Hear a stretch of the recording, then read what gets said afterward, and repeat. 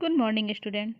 Welcome to Sant Michael's Academy, Betia's e-learning classes of Urdu, Standard 7. आज हम लोग सबक 2 जिसका नाम है खाना काबा के बारे में पढ़ेंगे।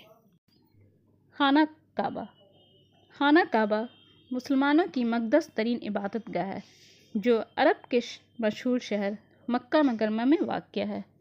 उसे दुनिया के पहले इंसान और पैगंबर अव्वल हज़रत आदम अलैहिस्सलाम ने तामीर किया था। कहते हैं कि हज़रत जिब्रील अलैहिस्सलाम जन्नत से एक बड़ा स्याह पत्थर लाए थे जिसे इस इमारत में नस्ब कर दिया गया था। यही वो पत्थर है जिसे हजर अस्वद काला पत्थर कहते हैं। आजकल खाना काबा की जनूब मशरक़ी दीवार में लगा हुआ है और हाजी हजरात यहीं से खाना काबा का तवाफ़ शुरू करते हैं। खाना काबा मुसलमानों की पाक जगह है जो अरब शहर के मक्का में है। इसे दुनिया के पहले इंसान यानी हमारे पैगंबर अव्वल हज़रत आदम अलैहिस्सलाम ने तामीर किया था और हज़रत जिब्रील अलैहिस्सलाम जन्नत से एक बड़ा स्याह पत्थर लाए थे जिसे इस इमारत में लगा दिया गया था और यही वो पत्थर है जिसे हजर अस्वद यानी काला पत्थर कहते हैं और यह आजकल खाना काबा की जनूब मशरक़ी दीवार में लगा हुआ है और हाजी हजरात यहीं से खाना काबा का चक्कर लगाते हैं। तूफ़ान नूह में इस अजीम इमारत को बहुत नुकसान पहुंचा और इस जगह सिर्फ एक टीला सा बाकी रह गया था। हज़रत इब्राहिम अलैहिस्सलाम और उनके नामवर फर्जंद हज़रत इस्माइल अलैहिस्सलाम ने अल्लाह के हुक्म से खाना काबा को दोबारा तामीर किया। तूफ़ान की वजह से वो इमारत को बहुत नुकसान पहुंचा और सिर्फ एक टीला सा रह गया था। तो हज़रत इब्राहिम अलैहिस्सलाम और उनके नाम पर फर्जंद हज़रत इस्माइल अलैहिस्सलाम ने अल्लाह के हुक्म से खाना काबा को दोबारा तामीर किया यानी बनवाया। खाना काबा का एहतराम कदीम ज़माने से होता चला आ रहा है। उसे बैतुल्लाह अल्लाह का घर, बैतुल हराम मक़दस और पाकीज़ा घर, बैतुल तई कदीम घर जैसे महतरम नामों से याद किया जाता रहा। हर दौर में लोग इसे घर का तवाफ़ व हज व उम्रा करते रहे। जाहिलत के ज़माने में भी लोग खाना काबा की बेहद ताज़ीम करते थे। हद यह है कि काबा का तवाफ़ बरहम होकर करते थे इस वजह से कि कपड़ों से कहीं खाना काबा नापाक न हो जाए और उसके हदूद में लड़ने झगड़ने और खून खराबा करने की सख्त मुखालफत भी आज भी कायम है। खाना काबा का एहतराम यानी इज़्ज़त बहुत ज़माने से होता चला आ रहा है। उसे बैतुल्लाह अल्लाह का घर, बैतुल हराम मक़दस और पाकीज़ा घर, बैतुल तई कदीम घर जैसे 3 नामों से याद किया जाता है और हर दौर में लोग इस घर का तवाफ़ और हज व उम्रा करते हैं। जाहिलत के ज़माने में भी खाना काबा की बहुत ही इज़्ज़त करते थे। हद यह है कि काबा का तवाफ़ ये चक्कर बिना कपड़े उतार कर करते थे कि कहीं कपड़ों से कहीं खाना काबा नापाक न हो जाए और उस वक्त लड़ने झगड़ने और खून खराबा करने की सख्त मुखालफत थी जो आज भी कायम है।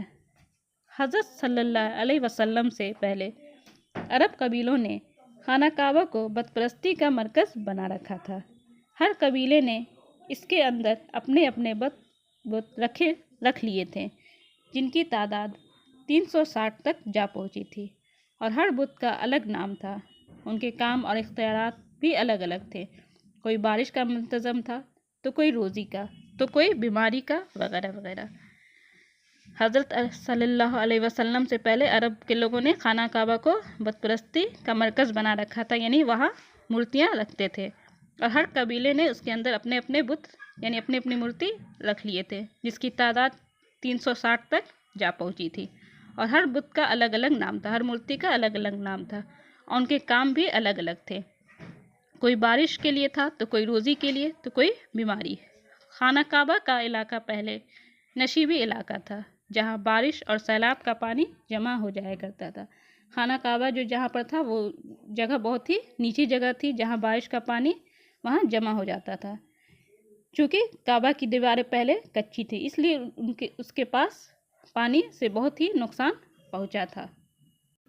اور اس پانی کی روک تھام کے لیے ایک بند بھی بنوایا گیا تھا، لیکن سیلاب کی ریلوں نے اسے آہستہ آہستہ ختم کر دیا، جس کے بعد عمارت بالکل غیر محفوظ ہو گئی اور دھیرے دھیرے اس حال کو پہنچ گئی کہ معلوم ہونے لگا خانہ کعبہ گر جائے گا۔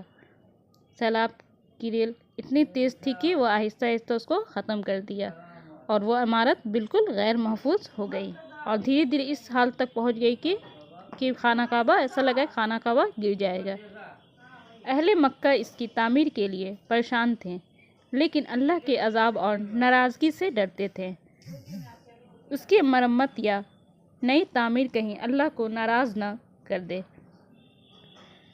اس لیے اس کی مرمت یا نئی تعمیر کا حوصلہ نہیں کرتے تھے۔ اللہ کے نبی نے اس کا خیر کے لیے کوشش کی۔ آخر ایک وقت آیا کہ اہل مکہ خانہ کعبہ کی مرمت کے لیے تیار ہو گئے، مرمت کیا بلکہ نئی تعمیر کے لیے راضی ہو گئے۔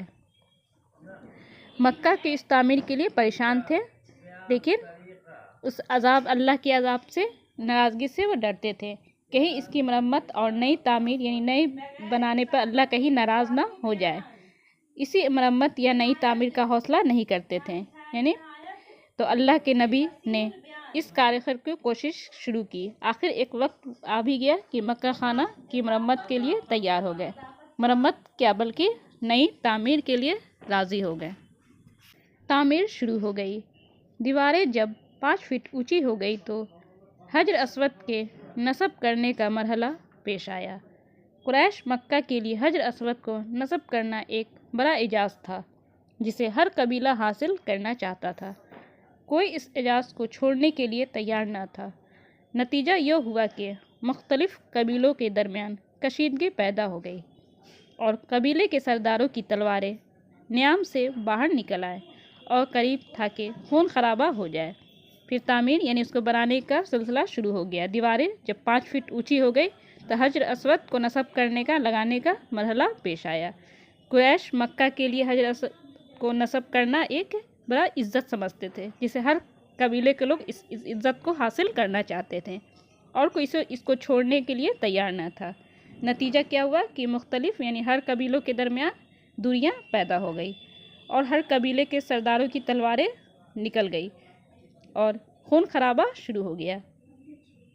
چوتھے دن ایک بوڑھے سردار نے تجویز رکھی کہ کل صبح کو وہ صفا کی طرف سے جو شخص خانہ کعبہ میں سب سے پہلے داخل ہوگا، حجر اسود کو نصب کرنے کا فیصلہ وہی کرے گا اور اس کے فیصلے کو تمام قبیلے والے تسلیم کریں گے، اور اس کی تجویز کو سب نے مان لیا۔ چوتھے دن ایک بوڑھے سردار نے ایک شرط رکھی کہ کل صبح کو جو صفا کی طرف سے جو شخص خانہ کعبہ میں سب سے پہلے آئے گا وہی حجر اسود نصب کرنے کا فیصلہ کرے گا، اور اس فیصلے کے تمام قبیلے والے مانیں گے، اور اس شرط کو سب نے مان بھی رکھا۔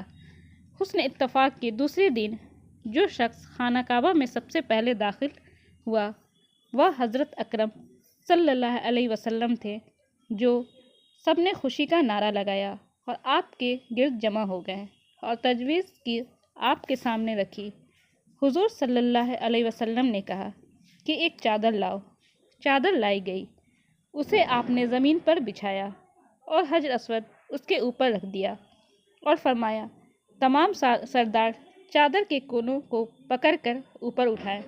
جب چادر دیوار کی اونچائی تک پہنچ گئی تو آپ نے حجر اسود کو اٹھا کر اپنے دست مبارک سے دیوار میں نصب کر دیا۔ حسن اتفاق سے یعنی اتفاق تھا کہ اس دن دوسرے دن جو شخص کعبہ میں داخل ہوئے وہ کون تھے؟ حضور اکرم صلی اللہ علیہ وسلم تھے۔ سب نے خوشی کا نعرہ لگایا اور سب ان کے ارد گرد جمع ہو گئے اور آپ کے سامنے تجویز رکھی کہ حضور صلی اللہ علیہ وسلم نے کہا ہے کہ ایک چادر لاؤ۔ پھر چادر لائی گئی، اسے آپ نے زمین پر بچھایا اور حجر اسود اس کے اوپر رکھ دیا اور فرمایا تمام سردار چادر کے کونوں کو پکڑ کر اوپر اٹھائیں۔ جب چادر دیوار کی اونچائی تک پہنچ گئی تو آپ نے حجر اسود کو اٹھا کر اپنے مبارک ہاتھوں سے دیوار میں نصب کر دیا۔ اس طرح حضور صلی اللہ علیہ وسلم کی دانشمندی سے ایک بہت بڑا فساد ٹل گیا اور تمام سرداروں کی عزت بھی رہ گئی۔ اس طرح ان کی عقل مندی سے ایک بہت بڑا فساد تھا ٹل گیا اور سب کی عزت بھی رہ گئی۔ حجر اسود سے متعلق یہ واقعہ بڑی تاریخی اہمیت کا حامل ہے، چونکہ قریش میں کسی جھگڑے کا شروع ہو جانا ایک قیامت تھی۔ ان کی جنگیں سالہ سال تک چلتی رہتی تھی اور خون خرابہ ہوتا رہتا تھا۔ آپ صلی اللہ علیہ وسلم کی معاملہ فہمی اور سمجھ بوجھ سے بڑی حسن و خوبی کے ساتھ ایک جھگڑے کو رفع دفع کر دیا۔ یہ واقعہ بہت ہی تاریخی اہمیت ہے، جو قریش میں کسی جھگڑے کو شروع ہو جانا ایک قیامت تھی۔ ان کی جنگیں سالوں سال تک چلتی رہتی تھی اور خون خرابہ ہوتا رہتا تھا۔ آپ صلی اللہ علیہ وسلم نے بہت ہی سمجھ بوجھ سے اس کے ساتھ ایک جھگڑے کو رفع دفع کر دیا، یعنی ختم کر دیا۔ Thank you.